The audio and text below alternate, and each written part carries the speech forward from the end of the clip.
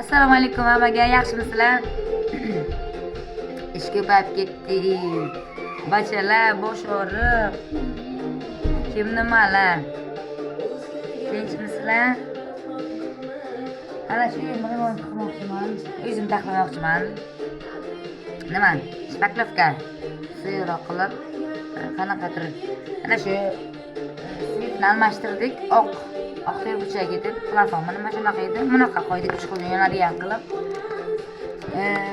Jigarrangroq, shunga mos pardam bor. Jaluziyni olib tashladim. Nima?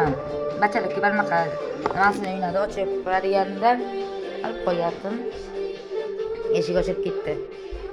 Ana shu kechasi pashsha, kunduz chivinjonga tegdi to'g'risi. Keyin jigarrang bu. Uzun marketdan buyurdik. 99 mingdan keldi ikkitasi. Katta uchun ikkita bir juft aytdik. Derazakilar ayb qilmaysizlar, quyosh tushmasligi uchun shuni tutib qo'ydim ikki xil. Nimani? Yo'l taraf lekin bir xil. Ichkari-ku mana yo'l taraf bir xil. Ana bunaqa tutdim. Bunaqa. Bunga mos pardam bor. Devon ham shunaqaroq.